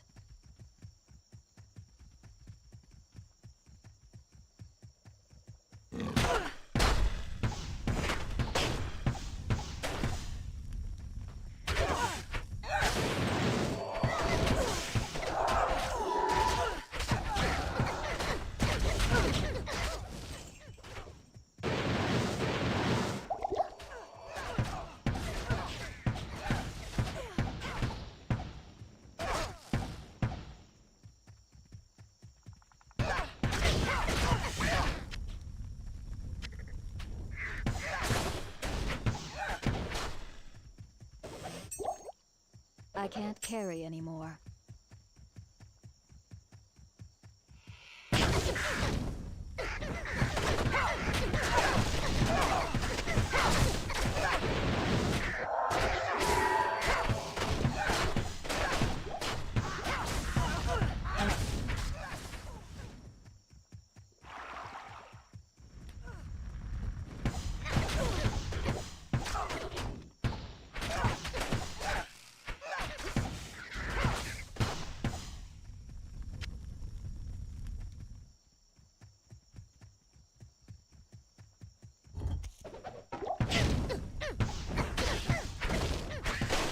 Not enough mana. I need mana.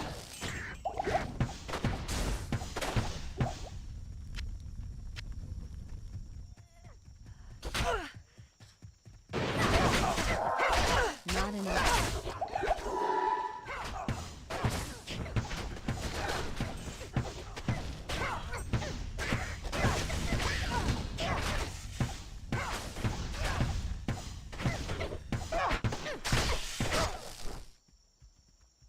I am overburdened.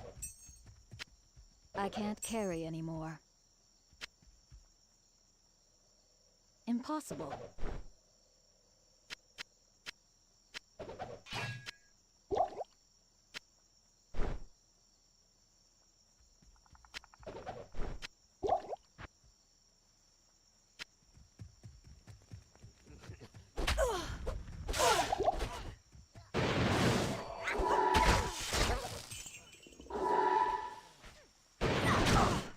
I need mana.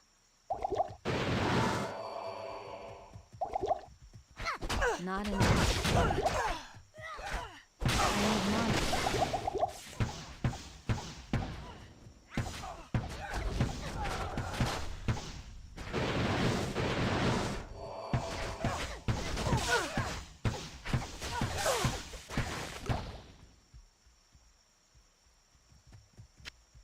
I can't carry anymore.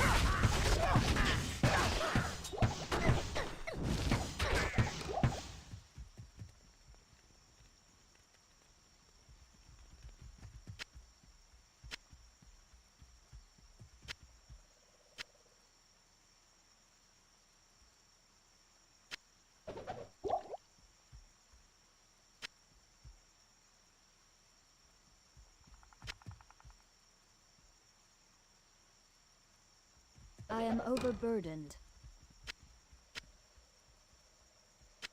I can't carry anymore.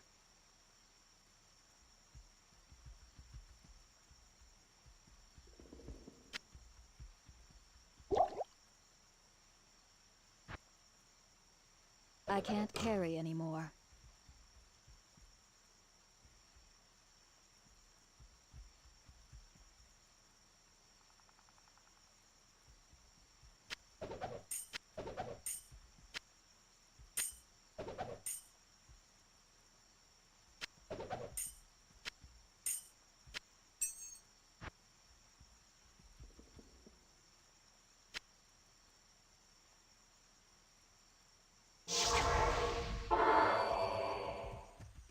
Good to see you. Greetings.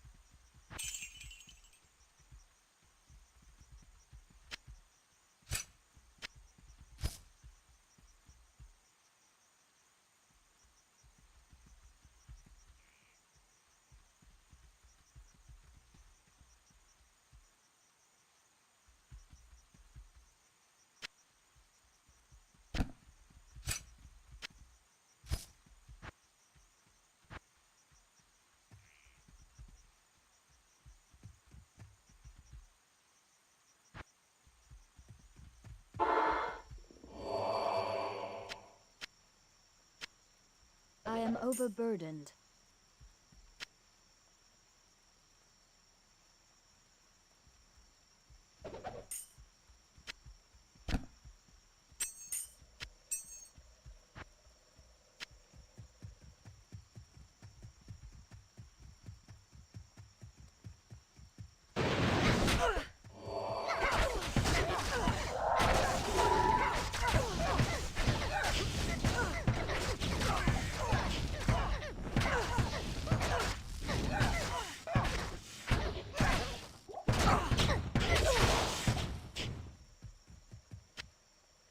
I can't carry anymore.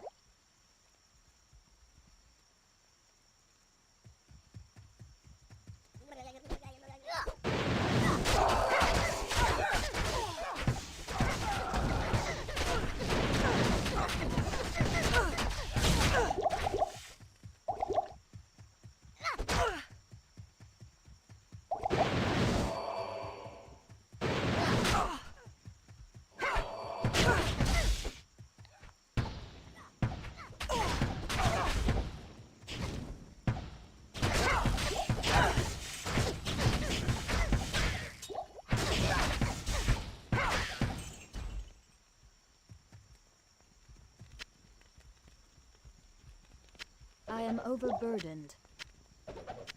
I can't carry anymore.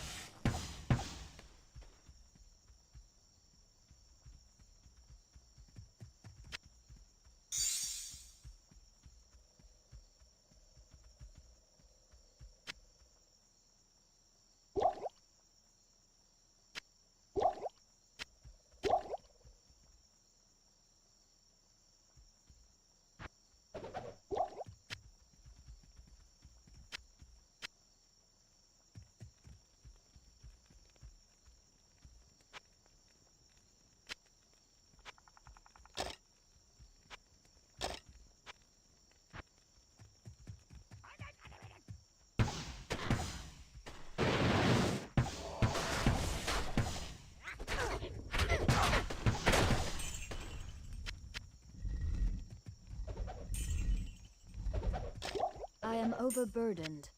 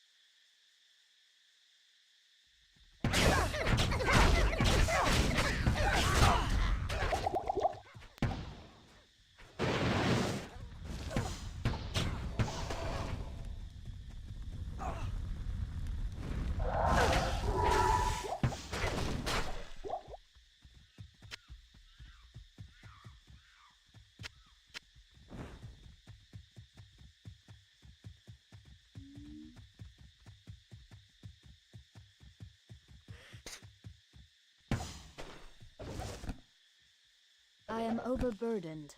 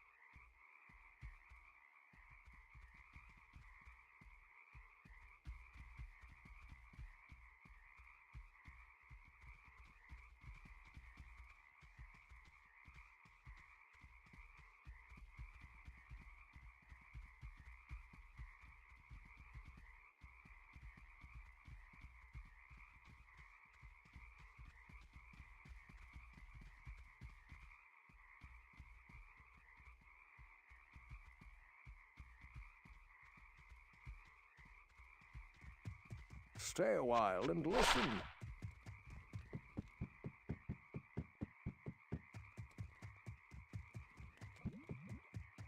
Yes?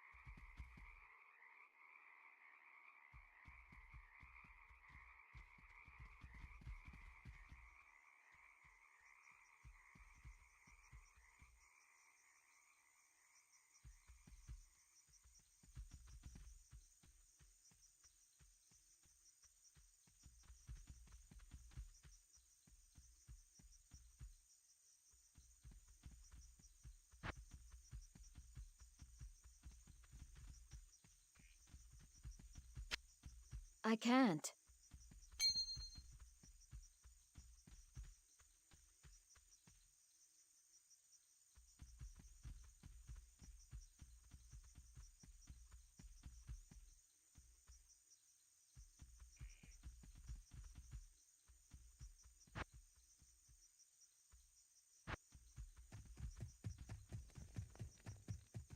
Good day.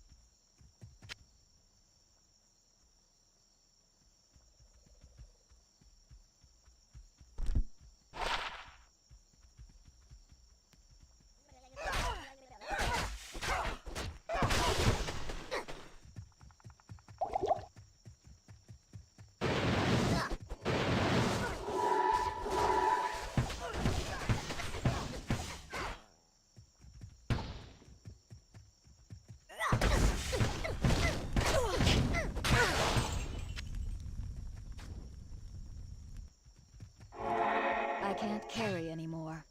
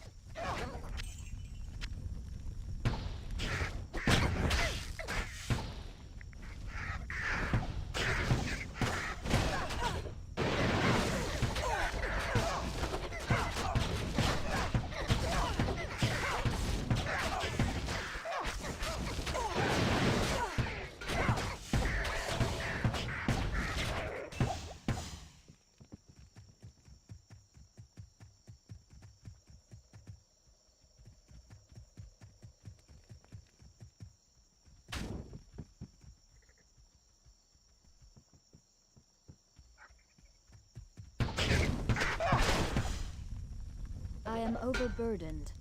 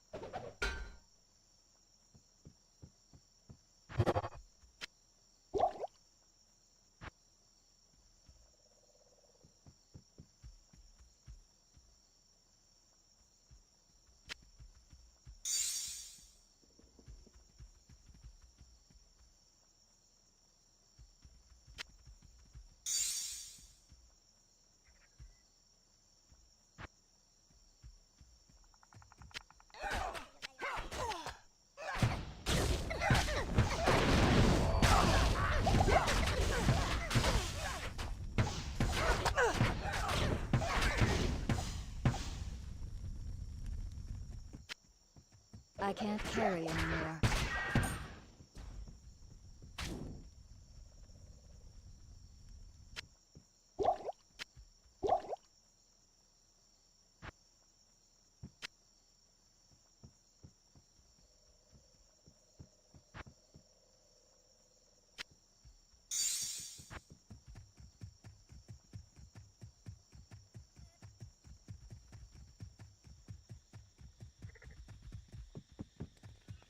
I can't carry anymore.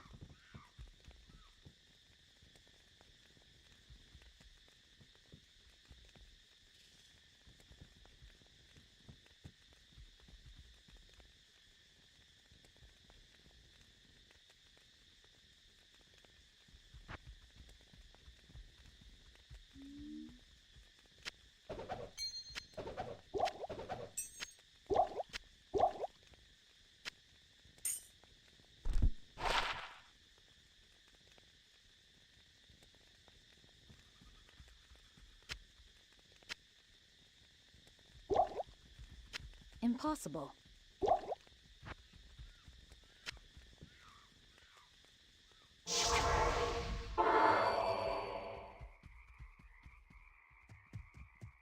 Yes?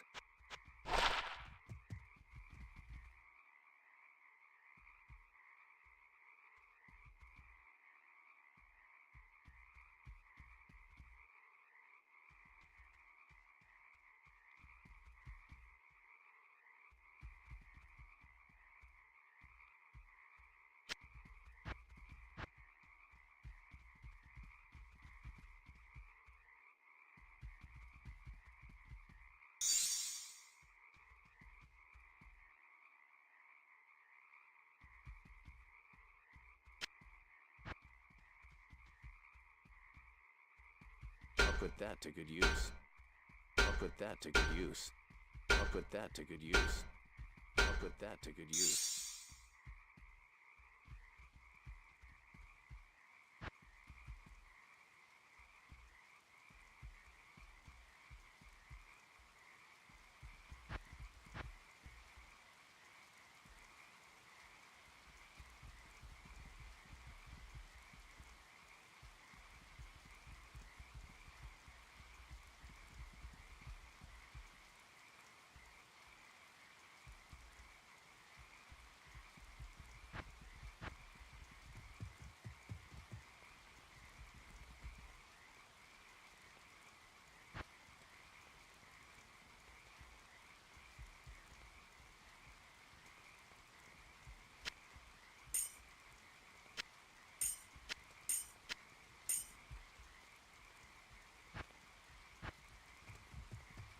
Yes?